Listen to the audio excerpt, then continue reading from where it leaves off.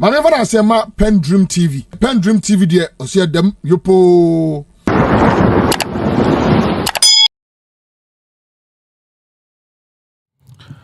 Ocean for America for any Iran and Tokwano.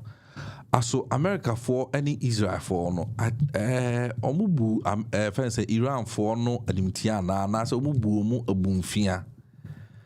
Like, did they really underrate them or what? I say omuhun senka omoye bayra abrewaju. Na say enkatia ka sebio ombitimi abone te na chese enkoma ko manim. Parade no ase entokwa eya koyihu na eye Farouk Al-Wahab ya yina yenim so international diplomatic consultant wakasa OKFM so one Kwame Nkrumah ese na enkomonum ede na yankoni nkuti enkomonum kakra na yintie de ekoso so far wiase ene Iran, America, Israel and Tokwano na yemra sisia.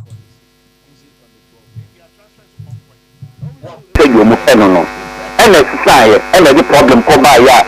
It lead to that, you bring Ayatollah Sayyid Ayatollah Khomeini, the government. You bring Ayatollah, and the only debate here, and the society there. You hear the new Iranian constitution after the Iranian revolution. And the new constitution, and the big treaty, the supreme leadership. Only the had one assembly, but the supreme leadership, the clerical, the administration of what religion, the Islamic religion, and then also the presidency, the 3 arms, and then is Iranian Revolution Guard Corps as the revolution head. That time, no years had 3 arms of government. Now Iranian army was seen as independent body. Name no, Omubaya supreme leader. No. This particular Ayatollah Ali Khamenei, only the president of Iran, and Ayatollah Khomeini Said, as you say, the supreme leader, only Beti, no, a man be a supreme leader. So they were to determine the destiny of Iran. And to determine the destiny of Iran, and almost say, Yenya de Enyama Western education, young call for British, American, and the whole Europe, only the man woman, they had the best build Iran as a model country. And only the upright of Iran technology. The world vessels are a friend shipping vessels carriers. The whole worldwide, the only country that comes closer to Iran are their ships. Tanker carriers now around in Iran. Except the equipment in the ship, tanker carriers, and you know in the area Iran for the air. Ye can say tanker carriers no me ade nyina o manufacture ewo dodo no awo Iran. It is the easiest and the softest and the fastest technology of the Republic of Iran, the whole world. I will not be surprised, and Americans shouldn't be surprised. The USS Cool, Gerald R. Ford, and most of the vessels now, British Royal Army, vessels no mission. Most of them, Germans, vessels no mission. Almost all of them were built by Iran. It's only the instrument called the equipment nation. And then a woman and you might be a division. Baba Mituasia, apart from say almost building vessels for oil, no, one start building vessels for a military no near the idea. It is their technology. Vessel is vessel floating on the sea.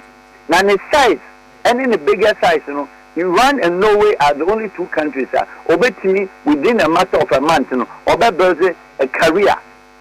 Warship carrier. Iran's one area. Wow. It's not small affirmation. Now the issue on the table, and it said, Iran over the period because American government recognized Iran, and it dates back from what? It dates back from even Reagan time. It dates back from Bush Senior. It dates back from Jimmy Carter, leading to that from Bush Senior up to Clinton, and then from Clinton, and then also George Bush Jr., and then leading to Obama. So that now Iranian nuclear program issue in Abaso, who was instigating and pushing the agenda. The agenda and the instigations was coming from where? Nobody else than Israel. Now why the Israel became an enemy of Iran? Let us look at it from the angle, say, Israel at a point, on an talk, any Iran, any involvement in has to do with one organization, be your friend Hamas, one organization, be your friend Hezbollah. Yes, it is true, say, Iranian for ever support to Hezbollah. Ombe support to Hezbollah, a man Iran, and your friend Israel, any South Lebanon, and Omo Kuntoka, dating around it too. And when Hezbollah was established, almost said the fighters for Allah. And Iran as an Islamic nation, at that time, no Mabenya supreme leader, Ayatollah Khomeini, and Ombe ideologists, almost 30 year political ideologists said, we are doing more or less a communist model, like the Russia, like the China, looking within ourselves and develop our country and support others who are in need. They said the China for 1 year, they said the Russia for 1 year. That was how Iran was playing. And I know most support Hezbollah. And Israel, any South Lebanon, a problem, no. Hezbollah for Sunday say they are fighting against the Israelis because say Lebanon, as we speak, they don't have any strong army. They don't have even army to contingent of about 10,000. They have the weakest army within the whole Middle East region. And the Hezbollah is a militant group. Now Israel for who say Iran for Ayatollah regime and almost support them. In no time now, Papa no Ayatollah ni be wu around the 79 to 89, 10 years. So we and away Khamenei na no president of Iran at that time. Ombe elevate no, a man need supreme leadership. And omje a new president. Amajidi Bat me na baba bae. And now ombo there no, ampa almost support Hezbollah. Now a organization here from Hamas. Hamas and the whole issue I hear say and Iran-Iraq confrontation about Hezbollah on the side. Hamas is free in the buyer. Hamas, Obakaya family there, when you say you're a very good historian. Obakaya, Hamas formed in 1987 by Yassin. It was at the time na Hamas formed with the assistance and support the world knows said Israel Mossad, Israeli regime. They were the instrumental assistance support. The AKT established Hamas. Why? Because Hamas was against your friends, Yasser Arafat. No name Israeli prime ministers. The only name Yantokwa, Godamaya Obano, and your friend is saying Yitzhak Rabin, and Shimon Peres, and all the Labour Party, only Yasser Arafat and Yantokwa. But the Likud parties of Israel, which your friend Bibi Netanyahu, one no. Ominani Yasser Arafat fight because no of two-state affair. Two-state affair no. Then the decision was like Israel for say no. They recognize Palestine as a district of let's say Israel, but not as a country. And when the leader the Israeli prime minister in the name of your friend Yitzhak Rabin. The big handshake in political history was Clinton, Yasser Arafat, and then Yitzhak Rabin.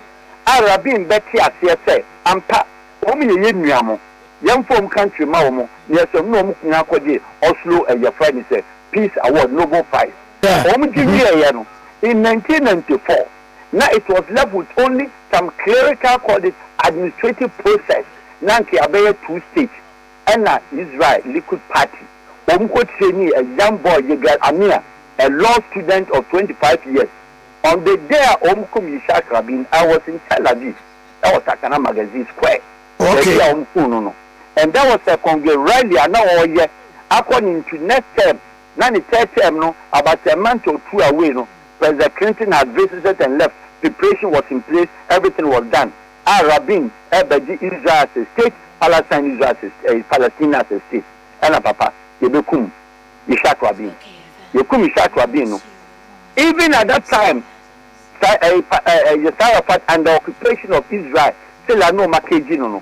He was the first person to go to Mrs. Rabin's house, Yitzhak Rabin's house. So that should tell you how close the Palestine at that time was with Israel under Yitzhak Rabin. We and Shimon Peres by and Shimon said no, or that was our agenda. So then in the process of that, now 1987 before then, Yabati Hamas for an harassed PLO, Yasser Arafat. Say a man whom do mumpe, the occupation. Hamas was resourced by Republic or State of Israel. And in Hamas will begin head office. Hamas began headquarters in a country called Qatar. And if you're interested in dynamic requirements, Qatar is U.S. strong ally. Our America was the base, the biggest one of the busiest fleets was Qatar. The base was Qatar. Now, surprisingly, I want Hamas a headquarters war. Israel was also an ally of Qatar. In the Hamas, or no Qatar, America was Qatar, Israel was Qatar, or support Qatar. And then they go by in Tintokano, Hamas for leading to Tama, the Shakrabin Bewuye, 9 years later, Yasser Arafat Wuyeru. Then Israelis had thought, say, the country, Palestine, now after they own control. Name of Hamas for na Yoma Jumari, and Hamas for my woman's associate were hands are in the air. Yakran, independent state, you know, one assembly, outside the Yasser Arafat panel. A whole in the hostilities between Hamas and your friends, Israel exchanges next 30 years. At that time, no, now a person in the presidency of President Assad in Syria, only Israel want to do that land dispute. So Assad now, together with Iran, started supporting Hamas for exchange, Omu destiny, now Omu supporters and defenders of Islam. And the Islamic religion be seen. And Iran forces any Yakum for and then Yamabra.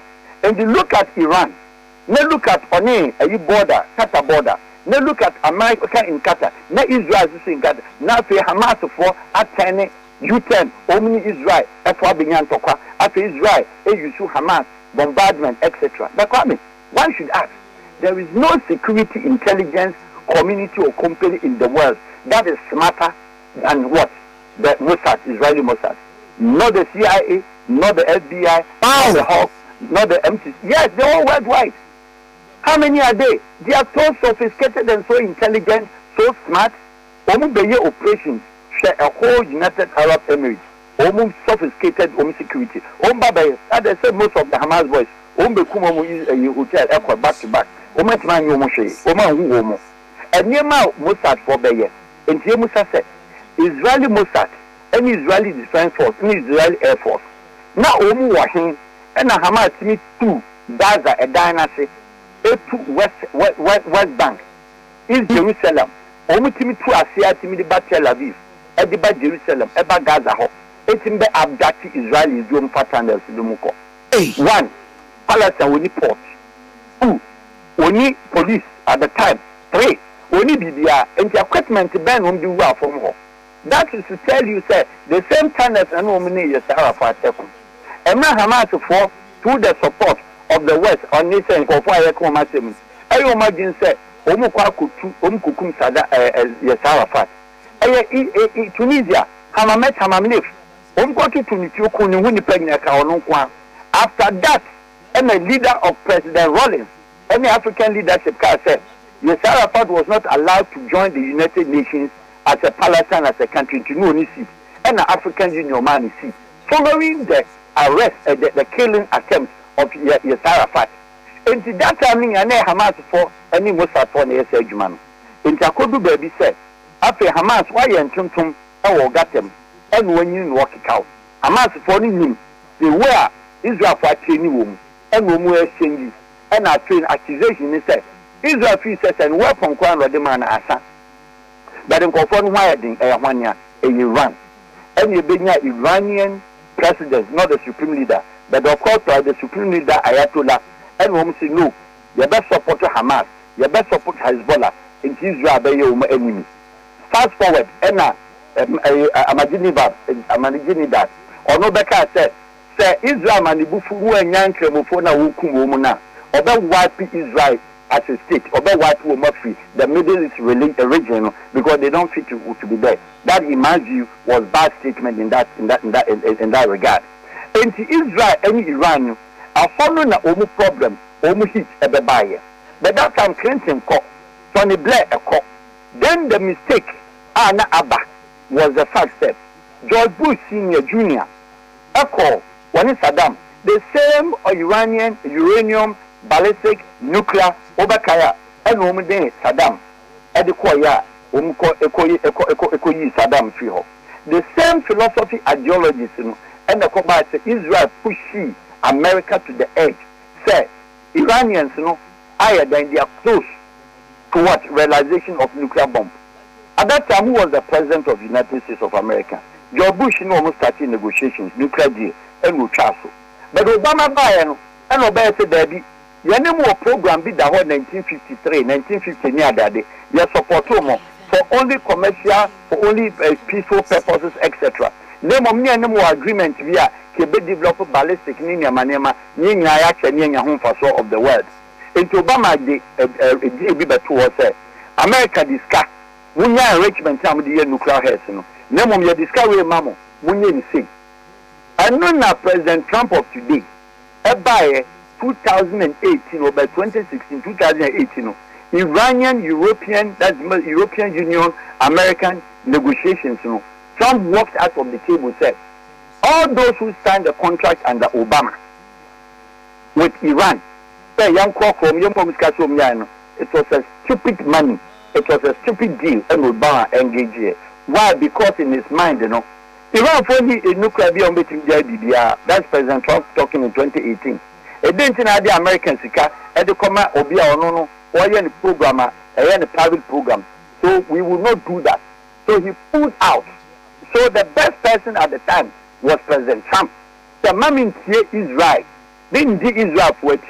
And conquer Iran and conquer Americans can conquer Iran. So we have nuclear war.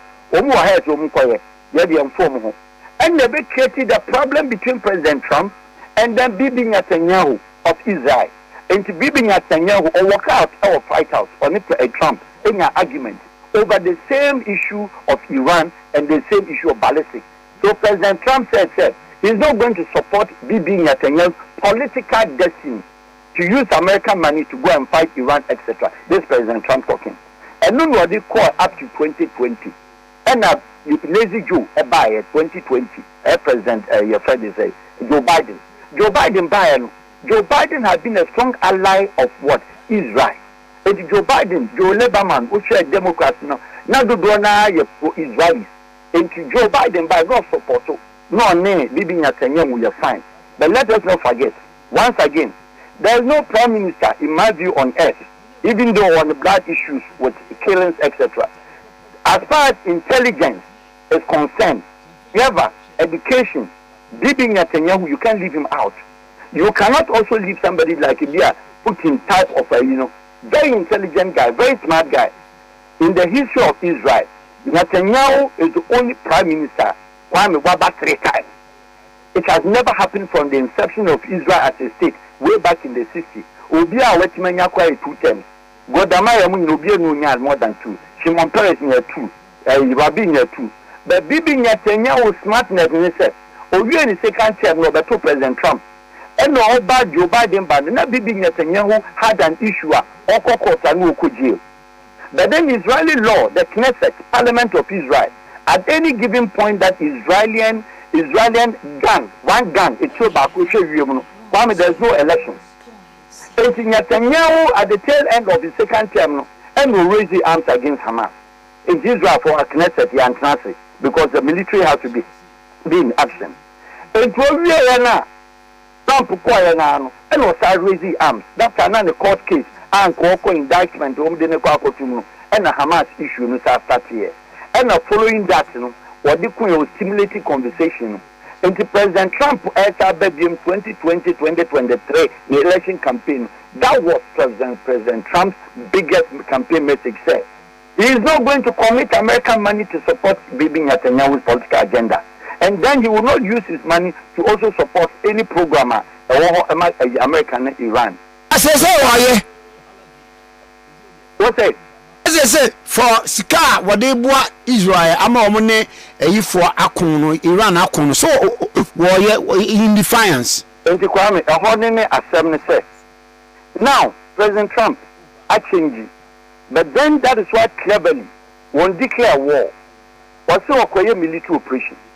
And then under the U.S. law of a president of America, we better conduct military operation or military action without Congress approval, without senators approval. But we see Congress approval to do what is called military operation. Name when it becomes an invasion, and then invasion elevating to war, then you need congressional approval. President Obama echo Abbottabad in Pakistan, echo operation Kukum Osama bin Laden. The United States Congress didn't allow him to, but because as a president, there be a name fast forward. Bibi Netanyahu, Otimi woman himself around, Otimi name President Trump, every year idea, or buying into the idea. The discussions of the European Union and then American Iranian nuclear program, no, President Trump engaged you. Now it became what is called Iranian American deal, and the Iranian American deal now started. And now Yehuani said, Israel wakot Tehran, wakokum the political head, our friend Ismail Haniyeh, only na lead the Hamas Israeli uprising now. The probably 80,000 women, and Umkuno, and then Nasrallah, Umkukum Nasrallah, so, and Umkukum Sanwa, and Umkuku Kobesi. Umkumo Israel for Kumomia in a great early operation, no such phone call in the bit my again. In the conversation, we need to be tried. And you will say Israel, the Allah Kata, or when the Kata on Hamas headquarters, or call to call Bambo, Hanyaba, anyhow, Nasrallah, Ukumum just last year. Under no circumstances, then Israel had entered Iran, Obeka July, or quite a deadly operation for 12 days, and of course, Okukum, generals, scientists, etc. Ideally, no, the nuclear issue, nuclear discussion, yeah, no more happen. In Chakobani say, in the 10 days, 12 days operation, and a President Trump, a man in Sasso, Ajobre, and he say, no, Iran forms so air landed in terms of Israeli preparation and Koye. And normally they did my will be any man. You who say after the Christmas, then American government President Trump said, Iran from Fedima, we about Derby. Now the new United Nations and a new International Atomic Agency negotiations and a new European Union powered negotiations. Now a year only arrangement brokered by either Oman and now arrangement between Iran and then Iraq and Iraq and Iran Qatar.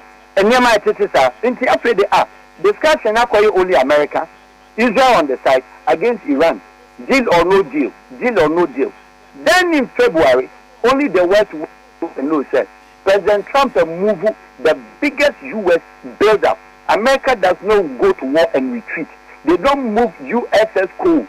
You see the destroyer vessels. And when you see the Gerald R. Ford, America baby Abraham Lincoln a piano. Not just our action. You who you now origin anymore. Already USS Cole or your many waters. The destroyers need to Bering Sea. 12 large vessels. They carry the warheads, jet fighters. Mente. Ninakwa region anymore. So one would have expected, say, a 12 days Israeli operation. They say deal about nuclear deal.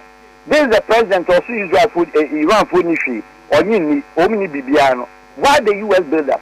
So on the mind of a street person understanding world politics, it was a show of machoism, and that's what intimidate you. That was the issue.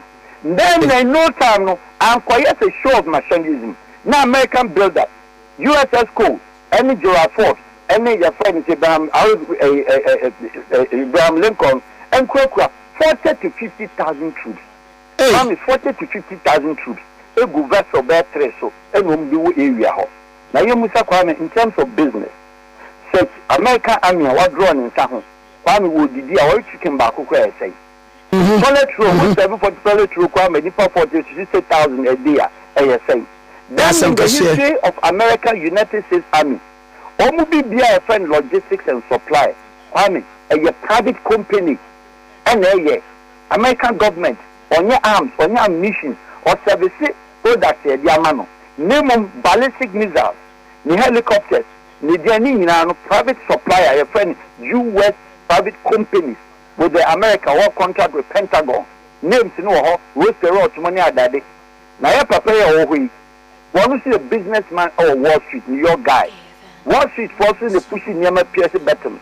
Near back I said, under Clinton, one to two into companies about Virginia, about America, Arizona, weapons, private companies, high tech, Musika, Boka, engineers, also maintain Omo ND won't even call baby, or do $1 million to $2 million a month a year, so chairman, or call baby.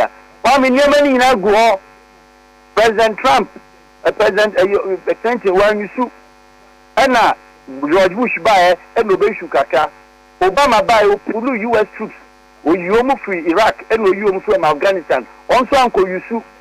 And Obama call President Trump buy na also under for peace, Also, when you sue. But they say no. Companies na kwame. Only a Juma with US military support na private companies. Kwame omo bleedy. Omo engineers wo omo family omo niema na ballistic missile kwa kwame ye to ba kwa ye say. And interceptors ni nyina a private companies net see and ye no matter my US army. And kwame juma na ye. Na agree. Say as the war as it stands now, who is winning? And I'm not for real ni say e bere bay and ahra e betwa. There is no country I waiting in America. Area fight. You need for North Korea now. And you need for China. Because China there, we are the thing on teach you uncle. And now Russia, and you need Ukraine, international war, America or UK, Russia uncle. And the area capacity, area energy there, it would be very foolish and unwise for anybody to say, Iran between America, because as we speak, it is true. It does a strategy. Airspace there. The whole of Israeli Mossad on the ground. Israel also call Iran, Afghanistan refugees, and convert women into what is called Mossad. They said the CIA America. They don't recruit anybody inside America. They recruit only outside agents in the outside. FBI they recruit inside. The same thing that Mossad for them. Omo outsider. Omo recruit locals and they do operations. Now Omati is Tel Aviv no more coordinating. Into Israel and America, you know, Kabum. And helicopters, any jet fighters, any name of you know, come for your information. America for Nidia. But Romans in the train Israelis. And Israelis, you know, women in the region what America. And to start flying the bombardments, you know, start dicey, you know, and America for Naya, Israel for 9 years, but they are using US equipment. And a base is Bay 8. I work Peninsula and America for bases in only a free Israel for land the echo. Because the distance from Israel but Tehran, 9 years that time Syria and an air block, they say when you're free exit, or first Syria, or compare Iran north and south up and down to Tehran. And it's our operations are easy, I'm say, or Wakata or UAE or Ha, or Timiko, and my Iran for any buffet. And the only win there, in my view, Iran cannot win area war. But now in America, for so sustaining area bombardment, our interceptors, Iran for not took dummy drones. What are the dummy drones? Drone normally may be a 20,000, 30,000 for the cheaper ones. No matter maybe. Now American interceptors and so almost pick the activeness, almost pick the wireless. I will drones. You say no. Where you friendly, unfriendly drone. A bit my carry bomb, a bit my carry missile, a bit my carry atomic, and not anything. No. Now American interceptors and Israeli interceptors in our region. No more these drones in the air. No more blast. Now Israel Iran from you see the real one no they are fast here. And you know to me land the basis. And they say no America for President Trump at this stage here. And he's saying and to acquire area bombardment for 1 month for 3 weeks, said okay, maybe 5 weeks, you know. America cannot sustain the cost of area bombardment. And they say we call of a contingent support budget. And it's the beginning of 2025, 26. And what's our budget is here. Then the Congress comes in. In terms of liberty from military operations, Nokas and now, battalion contingent over 60,000 already, you know, as we use them on the ground. We use to Emir Saddam, and a Kuwait invasion, and we see from. And we call Saddam so invasion, we see from. But I don't know, the street fight, communal fight, gutter to gutter, Makota had to train other than there. Arab one year deadly. In Juba, American folk Iraq, no. The UK Royal Army, name a form, and a French guerrilla fighters, name from French phone count. Name say France English one and Kobia. Problem, Baba. America for sophisticated weapon, but we need street to come. So the fight in Iran for next America. Now you are talking about who is winning. Nobody is winning. The almost did you almost say now it has reached a state that won't even 40 to 50,000 contingent with ship or so. Now we area supply no air short. Until now, what do you want?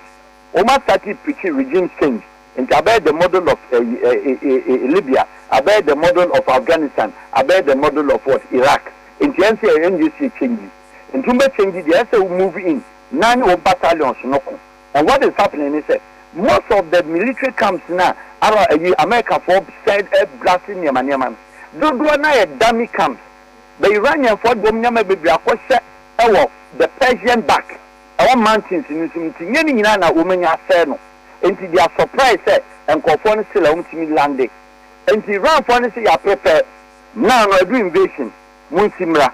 And even Russia or your military operation or Donbass. And now Zelensky anti-assay and we invade the woman land or call one anti-assay and we declare war. So now the conspiracy and the difficulty facing His Excellency the President Trump and he said, so we release 40,000 now. The only entry point ever acquired only on land, either through Iraq. Then they will be in the north, the government in Tehran. It will be difficult. And the forecast will cross Persian Gulf to interpret Persian Gulf and not Iran, any Oman our border, only Qatar our border, only Bahrain our border, United Arab Emirates our border, and only Jordan our border, Syria and Israel. But Saudi Arabia there, our peninsula no, that front line says actually. And it's American for better go face Iran and that's the Tehran government. So much direct in Syria. Now for near Shahawa, they will be able to enter on the ground from the civils. That's what I don't say. Matthias. When young running up wrong, Namisan Korea Shas, ye besign at Wasubium, and your memoir studio now, Yanya Yachim. Don't come on Ed, Papa, a needless fight, and I said the Oman Gigi, you're saying Uncle Pon said, Oma Asumjemaho, because the peace in Uvia, young country, Mobro, and Yen break. Na I to say, Mamma was an Messiah Pamfama, Matty, Mr. Medasi, coming, I mean, come to people. On Kawon so Owa, a year Farouk Al Wahab. And the international diplomatic consultant. Na entokwa ekoswo ewo eye enti abusafo aha na yedibisi eye owura Farouk Al Wahab ne nsamo a okatwa to no kwa na emede o say a needless fight, a needless war. I think say ebraso say was omutwaso because ho enfiafia ho ni ho pressure no other nations ya afi na ye developing and underdeveloped countries no and ebe suffer the consequences enim say America ban America ni Israel ni ho ade ne dia the kind of reserves krampo mo wo no nye fedi agro enti no these things, they can absorb it. County can absorb that kind of offense, pressure. But your other counties are underdeveloped, developing counties near what they are doing. A panacea na ye ena soon so no eba so. Enti ina yebesre ne yede mpabo atachiri na yasrese nyame bema nsaso na santokwai enyina atumi to atumi atwa aha PENDREAM TV. Mesro so be subscribe to the channel, like video no na share to other platforms who are adventure bi so a fato comment section no ase efa mayen PENDREAM TV ase Adam yopo Maneva na se ma PENDREAM TV de ose Adam yopo.